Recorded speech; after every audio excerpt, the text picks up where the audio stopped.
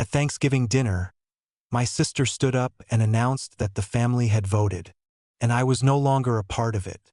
Everyone nodded. I said okay, and I left. 3 days later, the bank called them. I want you to understand something before I tell you what happened that night. I had spent 34 years believing that family was sacred, that blood meant something, that if you sacrificed enough, worked hard enough, showed up enough times, eventually the people who were supposed to love you would see you clearly. I was wrong. And the moment I found out just how wrong I was, sitting at a table I had bought, in a house I had been paying for, carving a turkey I had charged to my own credit card, that was the moment everything changed. It was the third Thursday of November. I drove straight from Mercy General Hospital to my parents' house on Maple Creek Drive, in a suburb of Columbus, Ohio. I still had the faint chemical smell of the operating room on my skin. I had been on shift since 5 in the morning. A triple bypass, 2 consults, a pediatric emergency that had nearly broken my heart in ways surgery cannot repair. I was 34 years old, and I was exhausted in the deep, grinding way that becomes indistinguishable from your baseline after enough years. But I had picked up the turkey on Monday. I had planned the menu. I showed up, because that is what I always did. My sister Rachel met me at the door with a hug that lasted half a second too long to be real. She told me I looked tired. The way she said it, it was not concern. It was inventory. My other sister, Ashley, barely looked up from her phone, too busy filming content for her social media to acknowledge that I had walked in. My brother Tyler asked to borrow $300 before I even had my coat off. My parents were in the living room watching television. My mother glanced over and said the turkey looked small. My father did not get up from the couch. My grandmother arrived 30 minutes later, looked me up and down, and told me I really ought to think about settling down before it was too late. All of it was normal. All of it was exactly as it had always been. I told myself that and went to the kitchen to start carving. I had the knife in my hand and was making the first cut when Rachel tapped her fork against her wine glass. The room went quiet, the way rooms do when something has been rehearsed.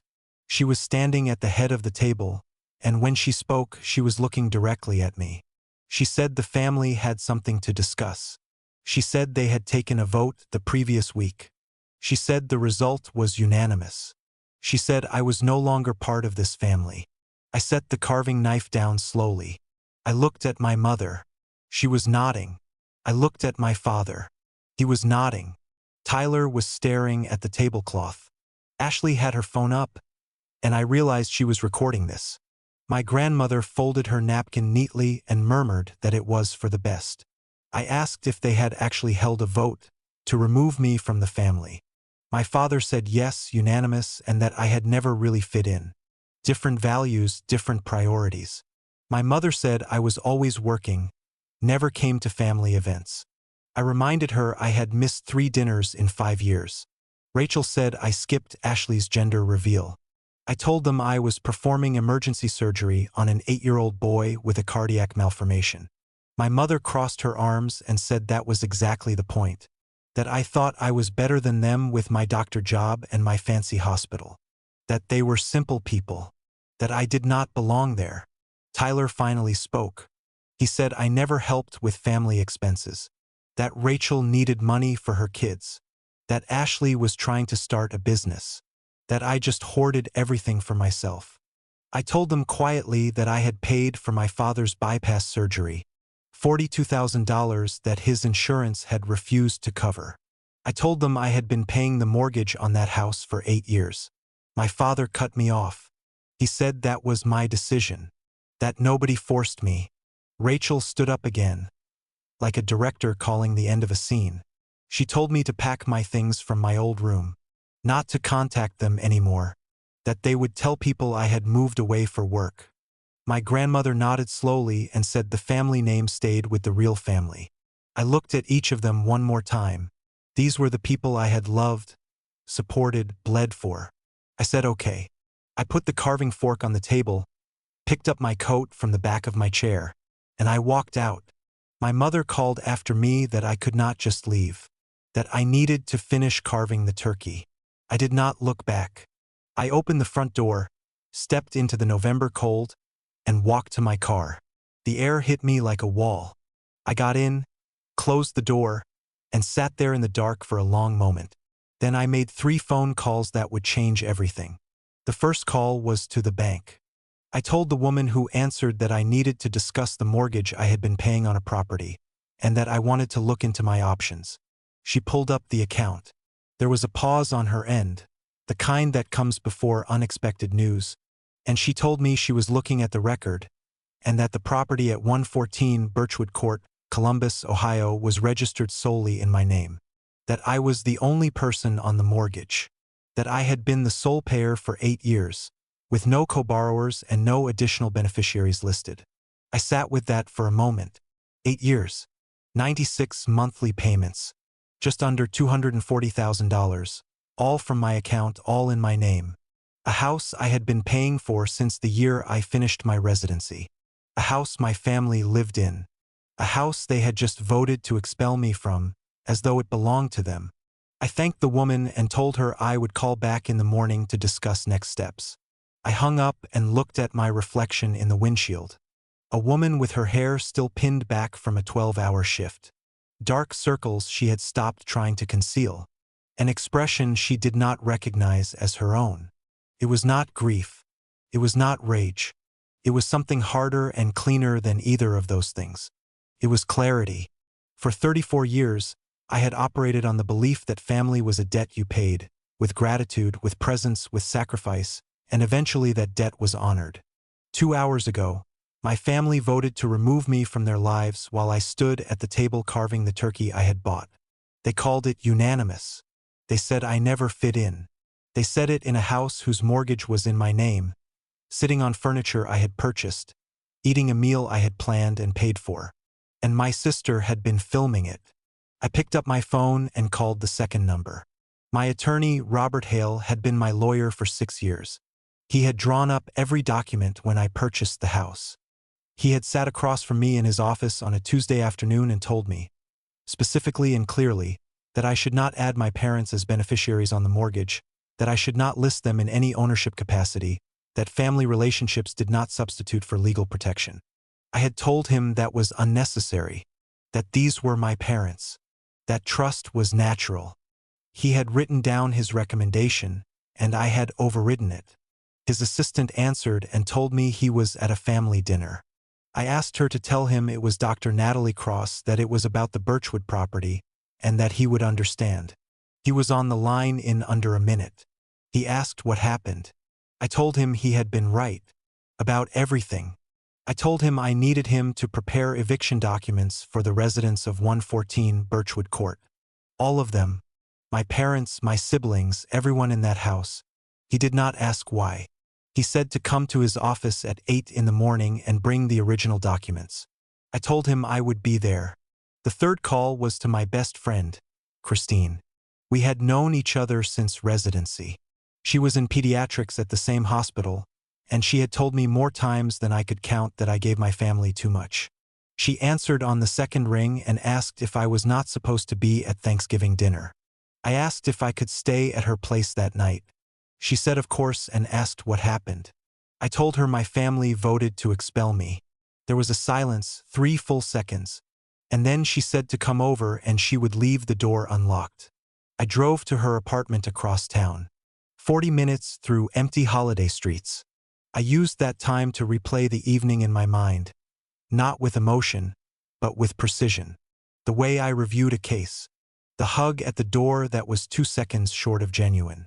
Ashley behind her phone before I had even said hello. Tyler and his $300 ask. My mother and the small turkey. My father on the couch. My grandmother and her verdict on my unmarried life. The tapped wine glass. The vote. Christine opened her door before I knocked. She had been watching for me from the window. She pulled me into a hug without saying anything, and I let her, because sometimes you need 30 seconds of contact that does not come with conditions. We sat on her sofa and I told her everything. The dinner, the vote, the bank call, the call to Robert. She listened without interrupting, which was one of the things I valued most about her. When I finished, she looked at me steadily and asked how I felt. I thought about it before answering. I said free. For the first time in 34 years, I felt free. My phone started vibrating on the cushion beside me. Rachel. I declined it. It went again. Tyler. Declined. Again. My mother. Declined. Christine said they were not going to stop. I told her I knew, and I turned the phone off. She asked what I was going to do tomorrow. I told her, go to the bank, meet with Robert, begin the eviction process, and then start looking for an apartment of my own.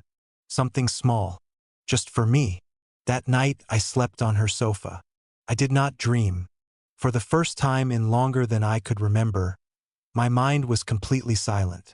Robert reviewed the documents 3 times before he spoke. He told me that legally the house at Birchwood Court was mine. It had always been mine. My parents had never signed anything. They were not co-owners. They were not beneficiaries. They had no legal standing to the property whatsoever. He closed the folder and told me the eviction process would take 30 to 60 days, but that the absence of any lease agreement would allow him to accelerate it significantly. I told him to proceed. He asked if I was certain that once the notification was sent, there was no clean way back from it. I looked at him across the desk and told him that my family had voted me out of my own house while I was serving them dinner. And yes, I was absolutely certain. I signed the papers that morning. They would receive official notification in 3 days. I drove to the hospital and worked my shift. 2 scheduled surgeries and 1 emergency. 9 hours on my feet. When I came out to the parking garage at 9 that evening, I had 47 missed calls and 22 text messages. All from family. I read them while I walked to my car. Rachel asking why I was not picking up, that they needed to talk about yesterday. Tyler saying mom was crying, to call her. Ashley saying she thought they might have overreacted, that it could be fixed. My mother calling it ridiculous, telling me to come home. My father saying my mother was upset, to call immediately. I read every single one and responded to none. I drove instead to the building Christine had told me about. A 6-story brick building in the Clintonville neighborhood. Scaffolding on 2 sides. Renovation signs on the door. A handwritten note on the buzzer panel said to inquire about available units in apartment 3B. I went up. The 3rd floor smelled like fresh paint. I knocked on 3B and a man answered. Mid-30s, dark hair, short beard, paint on his shirt. I told him Christine had sent me and I was looking for an apartment. He introduced himself as Daniel and let me in. He had 2 units available. A smaller one on the 4th floor. A larger one on the 5th, better light, a small balcony facing the park. He took me up to see both. The 4th was fine. The 5th was right. I knew it the moment I stepped in. High ceilings, real windows, late afternoon light cut across the bare concrete floor in long pale rectangles. I said I would take it. He asked if I did not want to think it over. I said no. I signed the lease. I gave him the deposit check. I left. 3 days later, Robert called to tell me the notification had been sent. My family would receive it by end of day. I was scrubbing out of a surgery when the messages started. This time, the tone was different. Rachel in all capitals asking what I had done. Tyler saying it had to be a joke. My mother asking how I could do this to them. My father saying to call immediately, that there had to be a mistake. Ashley using the word misunderstanding 3 times in one text. I read them all standing in the scrub room in my surgical gown. I put my phone back in my locker and went to my next patient. That evening, Christine found me in the cafeteria. She sat across from me with 2 sandwiches and told me Rachel had called the hospital's main line 3 separate times. Told me Tyler had shown up in the parking garage an hour earlier and security had turned him away because he had no appointment. I ate my sandwich and did not answer. She said that at some point I was going to have to talk to them. I told her no, I did not. That they had made it clear I was not family. That I was simply acting accordingly. She asked what they were going to do, where they were going to go. I said it was not my problem. She said my name like a warning. I told her that for 8 years I had paid that mortgage. Paid for my father's surgery. Paid for Rachel's debts after her husband left her with 3 kids.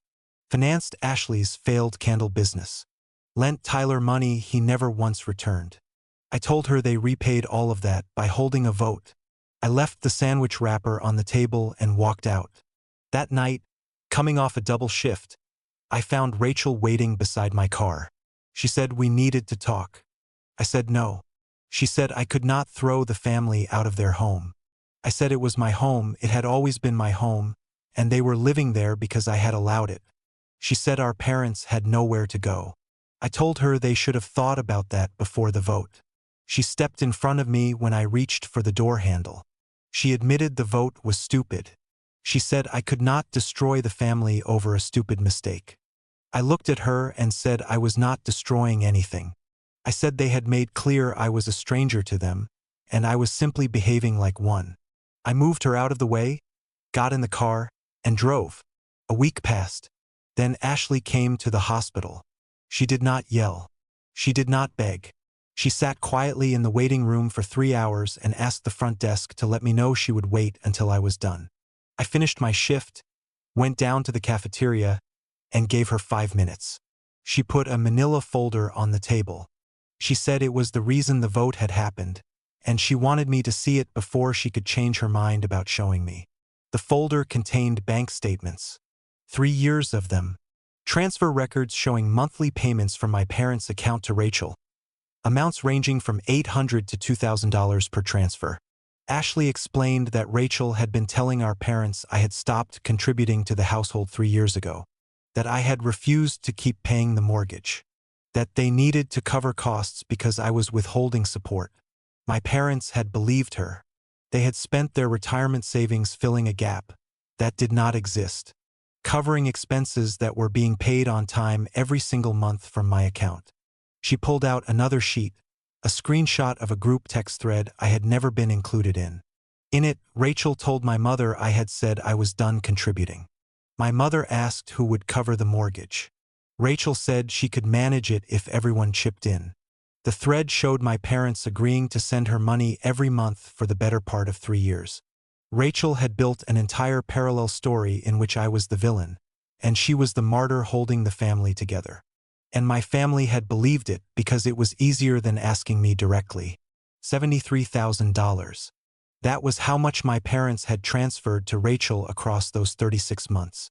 Money from their retirement account. Money they no longer had. I leaned back in the plastic cafeteria chair and looked at the ceiling. Ashley said she was not there to ask me to cancel the eviction. She was not asking for forgiveness. She just wanted me to know the truth because I deserved to know why it happened. She said she was sorry she had voted without asking me, that she could have just called me and asked, that she should have years ago. She left before I could respond. I sat in the cafeteria until Christine came to find me. She asked how I felt. I said I did not know, that I should feel vindicated, but I mostly felt empty. She said that was a normal response to learning that your own sister had systematically dismantled your relationships with your family over 3 years for money. That night, I drove to my new building in Clintonville. My apartment was not ready yet, but Daniel had said the building was empty at night and I could come up whenever I needed space to think. The 5th floor unit was dark. The door was unlocked. Daniel was inside installing kitchen cabinets. He looked up when I walked in and said it was fine to watch the tools on the floor. I sat down against the wall under the window. He went back to work without asking questions. After several minutes, I asked if he always worked this late. He said he did when he needed to think, that having his hands busy helped his mind. He told me his ex-wife had taken their daughter to Portland 2 years ago, that he saw her one weekend a month. He sat down on the floor across from me and said Christine had told him a little about my situation. Not the details, just that I was going through something hard. He said he was not going to ask about it, but that if I needed a quiet building to sit in, it was available to me anytime. I asked why he would do that for someone he barely knew. He said because someone had done the same for him when he lost custody. A stranger who let him use a workshop for weeks, no explanation required. He said sometimes strangers are kinder than family. We sat in that half-finished apartment for 2 hours. He worked. I sat by the window and watched the street below. Neither of us talked much. The sound of his tools and the ambient noise of the neighborhood was enough. When I got up to leave, he walked me to the stairwell and said whatever happened with my family, it was not my fault. He said the people who really love you do not hold votes to remove you from their lives. I slept better that night than I had in weeks. On December 15th, my family was formally evicted from 114 Birchwood Court. Robert called that morning to confirm it was done. A county official had supervised while my parents, Tyler, and Rachel gathered their belongings. Robert told me Rachel had argued with the official at length, insisting the house belonged to my parents, that the paperwork must be wrong. The official showed her the documents. She had nothing more to say after that. My mother cried the entire time. My father did not speak. I went to work. 3 surgeries. There was no room in the operating room for guilt, and I was grateful for that. That evening, arriving at my new apartment with 2 bags of groceries, I found my father sitting on the steps outside the building entrance. He looked older than he had 3 weeks ago. Smaller. He was wearing the same blazer he had worn at Thanksgiving. I brought him upstairs. My apartment was almost empty. A mattress on the floor, a folding table, 2 chairs Daniel had lent me. My father looked around at all of it without comment. I offered him water because it was the only thing I had to offer. He said he had not come for water. We sat across from each other in the folding chairs. He took a long time before he spoke. He told me that he and my mother were staying at his sister Rose's house, sleeping on a pull-out couch in the living room. He told me Rachel had finally told them everything, the whole truth, after her husband filed for divorce. When he found out what she had done, what she was capable of, he told her he could not be married to someone who had done that to their own family. Rachel had collapsed after he left. She told our parents all of it. The 3 years of lies, the fabricated narrative, the monthly money she had redirected from their accounts. My father told me they had given Rachel $73,000, their entire retirement savings, money they had set aside across 30 years, gone. Because their oldest daughter told them I had abandoned the family, and they believed her, without a single phone call to verify. He rubbed his palms together slowly. It was something he had always done when he was nervous. I had watched him do it my whole life and never really noticed until that moment. He said they had made a terrible mistake. All of them. The vote, the accusations, letting it happen. He said Rachel had manipulated them, but that was not an excuse. They should have called me, should have listened to me. For 8 years I had shown up without fail, and they had let one person's lies erase all of it. He asked if there was any way to repair it. I told him I did not know, that I was not ready to answer that question. He nodded slowly. He stood up, walked toward the door, and then stopped. He told me my grandmother had a mild stroke 2 days ago, that she was at St. Joseph's Medical Center, room 412, that my mother had wanted to call me, but Rachel had told her not to bother, that I would not come anyway. I told him Rachel did not speak for me. He said he knew, which was why he had come in person. He told me the room number again, and left. I sat in the folding chair for 20 minutes after he was gone. Then I put on my coat. My grandmother was asleep when I came in. She looked smaller in the hospital bed, fragile in a way I had never seen her. The monitors beeped softly. I sat in the chair beside her and just looked at her. This woman had said the family name belonged to the real family, had nodded when they voted me out, had told me for 30 years that women were supposed to sacrifice for the people around them. But she was also the woman who had taught me to read, who made me hot chocolate when I was sick, who had kept every drawing I ever made for her, in a shoebox she still had in her closet somewhere. People are not simple. Families are not either. She opened her eyes after a few minutes. She said she had not thought I would come. I told her it was me, Natalie, and I was there. She reached out her hand. I took it. She told me what they said at Thanksgiving was cruel. I agreed. She said Rachel had convinced them it was necessary, that a hard line would push me to give more, that I just needed an ultimatum. I told her I had been giving for 8 years without ever being asked. She said she knew that now.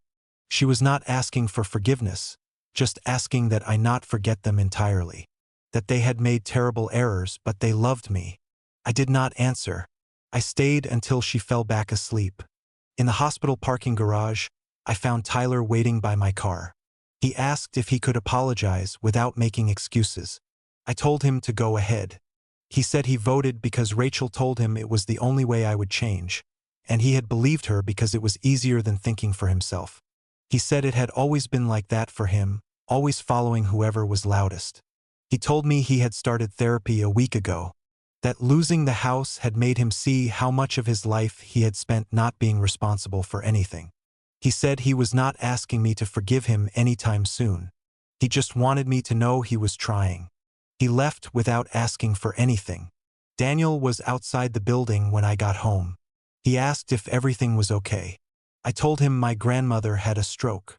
He said he was sorry. He put down the box he was carrying and asked if I wanted company or quiet. I said I did not know. He said, in that case, coffee and no thinking. And we walked to the place on the corner. We sat with 2 plain black coffees and did not talk about any of it. We talked about architecture and surgery and films neither of us ever had time to see. 2 hours later, I noticed I was smiling. It was the first time I had smiled in weeks. 3 months passed. My grandmother came home from the hospital in January. Recovery better than expected. I sent flowers. I did not visit. Rachel disappeared. Ashley told me she had moved out of state with her kids after the divorce was finalized.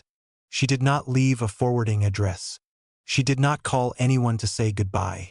My parents were still at Rose's, sleeping on that pull-out couch.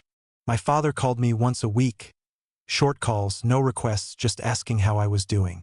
Tyler had a stable job at a logistics company in the warehouse district. 2 months without missing a shift. Still in therapy. Ashley had opened a small bakery with a friend, this time with no outside investors, no borrowed money, no promises she could not keep. She invited me to the opening. I came. Daniel came with me. Daniel had become part of my routine without either of us formally deciding it. It started with coffee after work, became dinners, became late-night phone calls that ran 3 hours past when either of us planned to hang up. One evening in February, over dinner near the hospital, he asked me why I never talked about what had happened with my family. I said because it was over. He asked if it had affected me. I said a lot of things affected me and I did not talk about all of them. He told me his ex-wife had left partly because he never shared anything, that he lived inside his own head and left her outside it, and that she had been right. He said it had taken him years to understand that protecting yourself and isolating yourself were not the same thing. I looked at him across the table. This man who had shown up in my life by coincidence, who had lent me chairs when I had no furniture, who offered me an empty building as a refuge without asking why I needed one. I told him. All of it.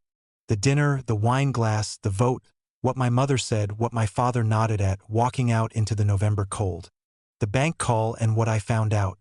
Robert and the eviction papers. What Ashley brought me in that folder. $73,000.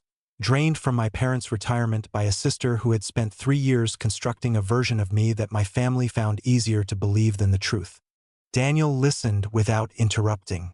When I finished, he asked what I had done.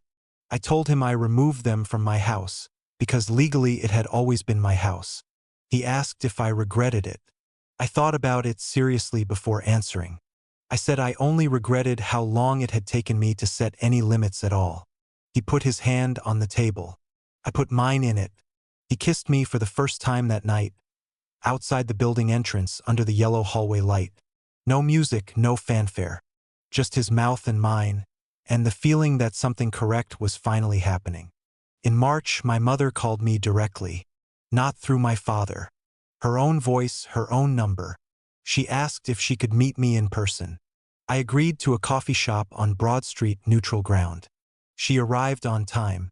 She looked thinner, more gray in her hair, lines I did not remember. She put an envelope on the table. Inside was a check for $18,000. She told me it was what they had been able to recover from what they had given Rachel. My father had sold his truck. She had sold the jewelry her mother left her. I told her I did not want the money. She said it was mine, that it had always been mine, that Rachel had taken it without their understanding, and they had let it happen by not asking questions. She began to cry, and I want to be clear, I know the difference between my mother's manipulative tears and her real ones. These were real. She told me she had spent 34 years raising me, and had never actually seen me, that I was always the strong one, the reliable one, the one who did not seem to need anything. She said she had never stopped to wonder whether I did not ask for things because I simply did not need them, or because I had already concluded no one would give them to me. I did not respond immediately, because it was the first time in 34 years that my mother had looked at me clearly. She said she was not asking for forgiveness. She said she did not deserve it yet.